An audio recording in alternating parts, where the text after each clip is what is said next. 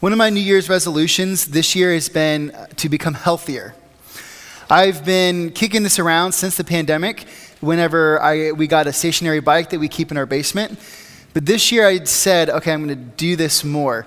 I'm getting into pushing my mid-30s. I'm not quite there yet, but I just know that I need to start thinking about my health. So I've been trying to do biking every day. And so I've been doing that. But in addition to doing the biking, so people my age, what we do is we'll get on YouTube and I'll start to watch podcasts or listen to podcasts. And what it is doctors and trainers, people who do fitness for a living and advise people, talking about the best way to be healthy. And it turns out that doing biking or regular cardio isn't enough, is what they tell me. So if I want to really work on my health, they say you also have to do strength training. So I haven't done strength training since I was in high school. And so I said, okay, I will do this bare minimum. I'll try it. And so I got on the internet. I found this exercise that was body weight only. So I don't have to go anywhere. I don't have to have any equipment. It's just my body weight. And so I'm doing this exercise, and I do it a couple of weeks. And one of the exercises is called a walking lunge, where you step forward and then you bend down. And I'm like, gosh, this is really hurting my knees. So I got on the internet. I'm like, okay, I'm going to see if on YouTube I can find a video of someone teaching how to do this properly, because I didn't know the proper way to do the exercise. And so I find a video of somebody teaching it, and they say, well, if you've not done this exercise before, if you do the walking lunge, you're probably going to hurt your knee because your knee is not had enough strength for that kind of movement. Well, I'm like, okay, so I need to not do the walking part. So you just start in the lunge. And then they tell you how to do it. And I'm like, okay, that's not how I was doing it. So the next day that we come up, my strength training day comes up, it's time for me to do this exercise. And so I get into the position I learned on the video, and I do it for the first time the proper way. And I come up, and I'm by myself in the basement, and I'm like, that's how that's supposed to feel. And the reason I said that was because it hurt. And I'm like, I don't think I'm going to be able to do 10 of these. Now, I did get it out, but why was it so hard? Well, before I wasn't doing it correctly, and then once I figured out how to do it correctly, it turns out my body wasn't used to doing those movements. It wasn't natural to my legs to do them. I mean, it's a natural movement, but it's not something I do. And so it felt unnatural to me. Turns out that this is a lot like the way of Jesus. If you've ever done anything that requires you to relearn how you hold your body, how you move your hands, how you think, you know that in the beginning it feels unnatural because it's not natural. Well, the way of Jesus is exactly the same. And I can say that, one, from experience, but also because of the experience of others. And we've already heard one person who has told us this experience in 1 Corinthians when Paul wrote to the church in Corinth. And he talks about this very thing, and this is what he says. And we're not going to read all this, just we're going to get a couple verses to be refreshed about what he says exactly. He says in verse 18 of chapter 1, "For the message of the cross is foolishness to those who are perishing. But to us who are being saved, it is the power of God." So those who are perishing, he just means those who are not currently walking with Jesus. "For it is written, I will destroy the wisdom of the wise, the intelligence of the intelligent I will frustrate. Where is the wise person? Where is the teacher of the law? Where is the philosopher of this age? Has not God made foolish the wisdom of the world?" Now, Paul is just saying one very simple thing here. He is saying that the cross of Jesus makes no sense to the world. It makes no sense to our knowledge and wisdom. We look at the cross and we say, that doesn't make any sense. And I don't think it's hard for us to get there. We know that if you lose, you don't win. We know that if you come in last, you didn't come in first. We know if you're at the end of the line, you're not at the beginning of the line. So we look at something like the cross where Jesus dies and we say that's a victory. And that doesn't make sense to us. It doesn't make sense to the way the world works. But this is what we need to understand. The way of Jesus isn't natural to us. Just like that exercise wasn't natural to me because I hadn't done it. And it took a lot of work and extra practice to even be able to do it, let alone to have the strength to do it a lot of times or to add weight. The way of Jesus isn't natural to us. But Paul says it's still worth learning because, verse 21, for since in the wisdom of God, the world through its wisdom did not know him, God was pleased through the foolishness of what was preached to save those who believe. Paul knew that even though it seems like foolishness, the way of Jesus was the only way to true life. That's what he knew. And that's why he went around proclaiming that it was true. So another thing that I learned to do that wasn't easy in my life. Now this is also trivial and it's athletic. I'm sorry, but that was the stuff I used to really love. I don't sew, I don't do anything like that. But I used to, and I still do love to play golf. Now if I were to take any of you who don't golf and we were to go down to Top Golf, that place there in Indy and Fishers with the big nets, the whole point of that is to hit golf balls and try to score points. So where you hit it matters. Most of you, almost all of you, if you don't golf, you would go and you would struggle to hit the ball where you want. And the only way that you could learn to hit the ball where you want is if we brought in somebody who knew how to hit a ball well, because I couldn't teach you, I'll tell you that. I can kind of hit the ball where I want, at least it goes straight, but I'm not going to teach you how to aim well. And this person's going to watch you swing, they're going to see how you hold the club, they're going to see how you stand, and then they're going to start changing things. And this is what I guarantee. By the end of it, if you were just to pick up a golf club and to swing it how you think you should swing it, that's one thing. Now, when this person tells you how to stand and hold it and swing, you're going to feel like you have no idea what's going on. And this is the paradox of golf. To be good at golf, almost everything that you would do naturally, you have to not do. And you have to learn how to do it properly. Because being a good golfer is something you have to learn. And that's why the people who golf and are good at it in the PGA Tour, like, it's mind-blowing because of the amount of work they put in to be able to do what they do. This is how it is with the way of Jesus. It's not natural. But like golf, the unnatural becomes natural the more we do it. And if you want to be a good golfer, you have to learn that way. If we want life, we have to find the way of Jesus and we have to learn it. So the way of Jesus isn't natural to us, but learning it leads to life. And that's why it's worth learning. So this is what Lent's all about. It's about thinking about why is it that we struggle to live this way? And then how can we be different? And what we get invited to and what we got invited to today is a new way of life. A way of life that is different, that's not natural to us, but that leads to life. And this way of life is connected to how we have a relationship with God, how we have a relationship with other people, and how we just live day to day. And so we start with an invitation, with a new relationship with God, with the words of Jesus. So this is our gospel reading for today, John 2, 13 through 22. This is how Jesus starts off. He says, when it was almost time for the Jewish Passover, Jesus went up to Jerusalem. In the temple courts, he found people selling cattle, sheep, and doves, and others sitting at tables exchanging money. So he made a whip out of cords and drove all from the temple courts, both sheep and cattle. He scattered the coins of the money changers and overturned their tables. To those who sold doves, he said, get these out of here. Stop turning my Father's house into a market. His disciples remembered that it is written, zeal for your house will consume me. So this is one of those famous stories. Everyone's heard, if you are around church enough, the story of Jesus driving out the money changers in the temple.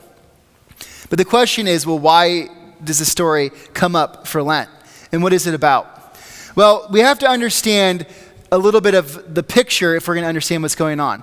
So this is just a model of the temple. So this whole space was like several football fields in size. It was a big flat mountaintop. So this inside right here, you can see right here, you might not be able to read it, it says the court of the Gentiles. So this is the outermost court. So basically anybody could go into there. But then this is where the courts start to change. And if you can't go inside some of these places unless you're a Jew, like if you're a male, and then the Holy of Holies, only the high priest or like the appointed priest could go in there once a year. And if you weren't careful, you could die in there because it was so holy. And so this is the temple of precincts. So most likely it's in this outer court where these animals are being sold. But why are they there? Remember that people had to come from all over the ancient world to sacrifice at the temple. If you were a Jew and you lived like in Greece, you could go. If you lived in Rome, you could go to Jerusalem and sacrifice at the temple. So if you were going to do that, you probably weren't going to bring an animal, even if you had it. And there was strict rules about what animals you could use and how they were. They had to be a certain type.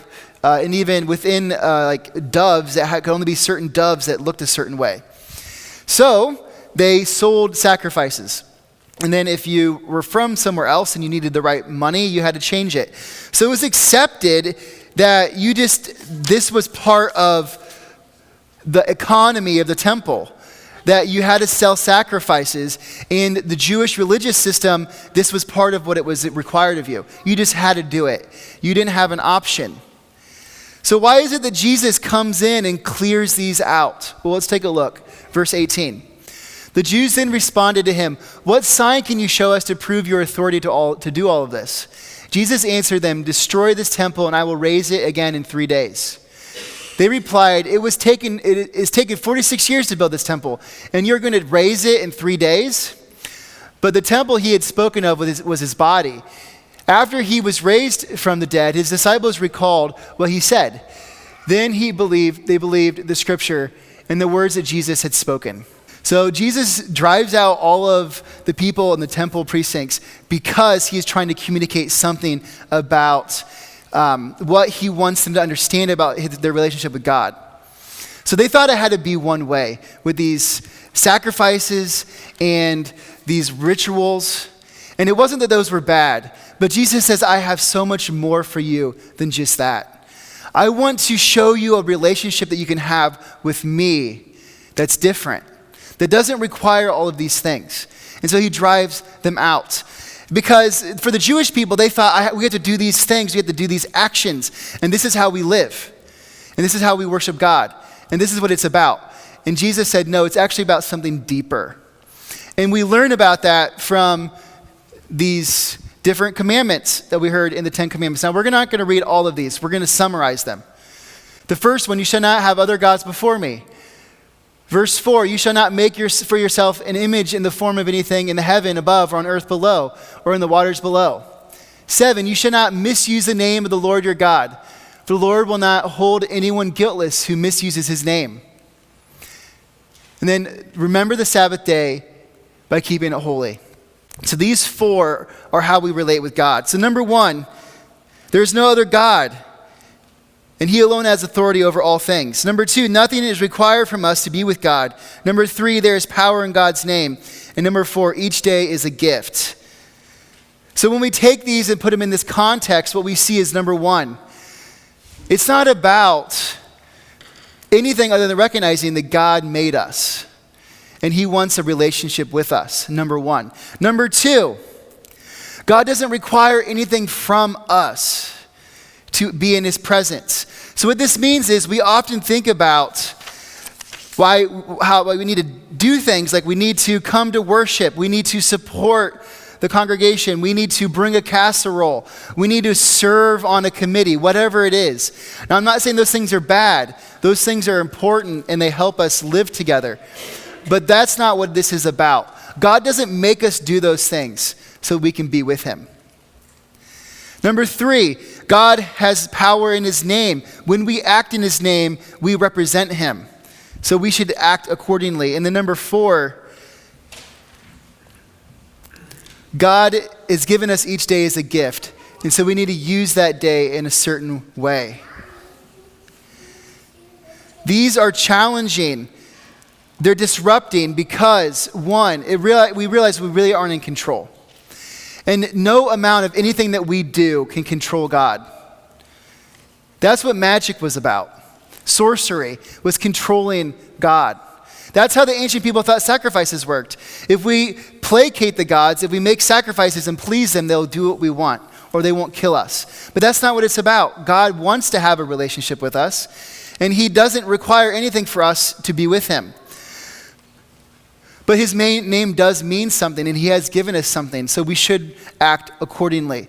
So for the Jewish people, they're thinking this is how we have to live to worship God. And Jesus says, no, I actually want to invite you into a relationship. And that stuff was important, but it's secondary. Because the way of Jesus isn't natural to us, but learning it leads to life. So all of this affects our relationship with God. And it leads to life. It leads to harmony.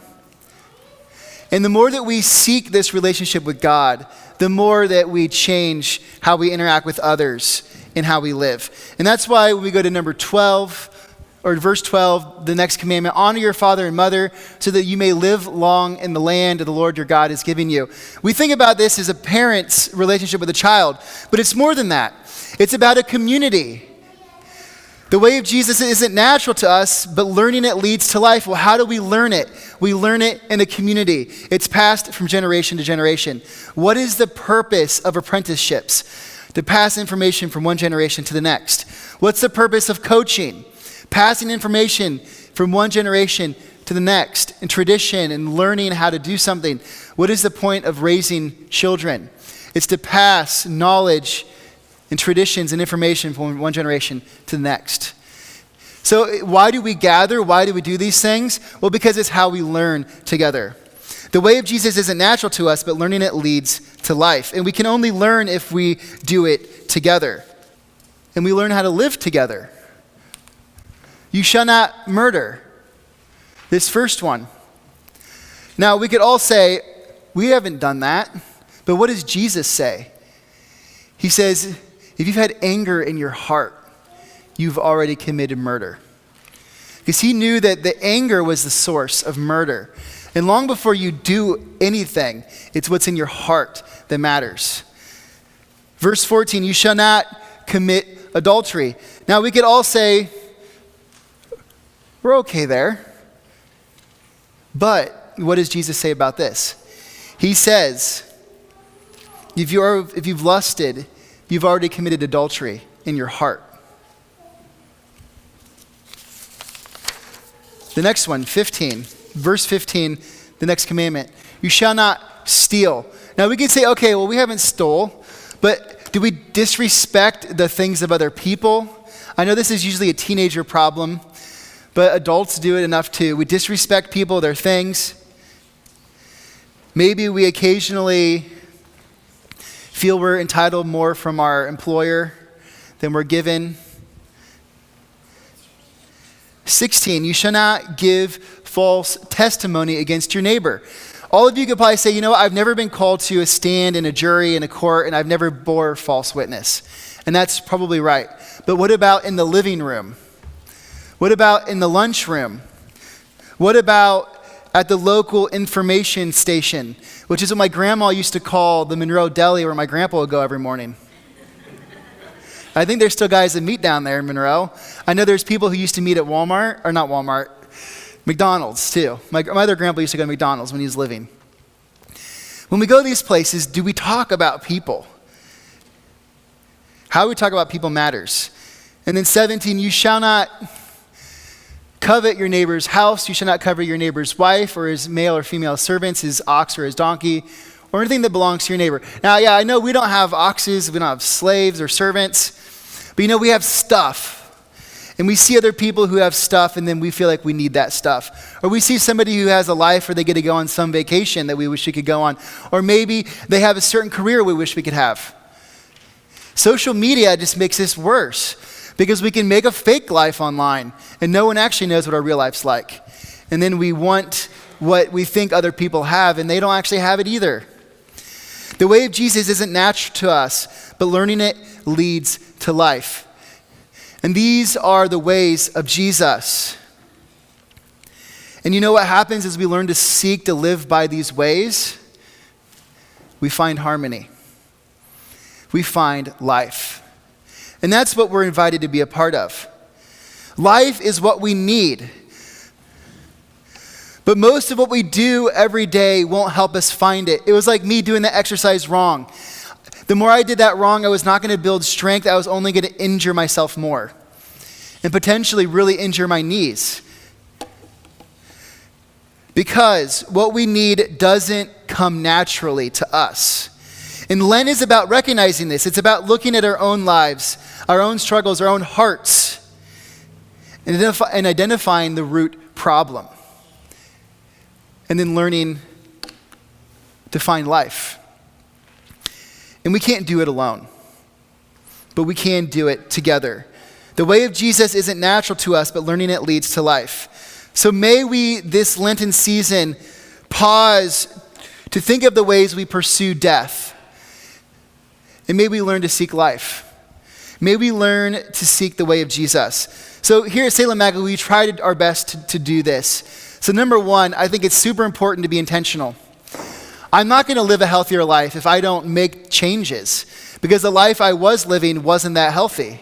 It's just how it is. You can't live healthier without living differently. We can't learn the way of Jesus without living differently. That's why the sacrifices were important. That's why doing some of the things we do as Christians does matter. But that's not the point. The point is something beyond that. Our hearts being transformed to find life. So there's a couple things we can do. And I've said these, but I'm going to continue to invite you because they're tangible. One thing you can do every Tuesday and Thursday, 8 p.m., the prayer call. It's in the bulletin. You can call that and join in. Something that's maybe a little bit bigger step. 5 minutes every day, read your Bible and pray. Maybe just do 1 minute. Whatever you need to do that every day. If you really want to take a step, I'm happy to have a conversation with you about how you can add some things to your life and rearrange things and think about this in a way that you can put yourself on the way of Jesus. Because it's not unlike an exercise plan, but as I told the youth this morning, it's not magic. We do these things, but that's not the point. It's to help us get in the right perspective so that God can work through us. The way of Jesus isn't natural to us, but learning it leads to life. So my call to all of you today, let us take that next step together.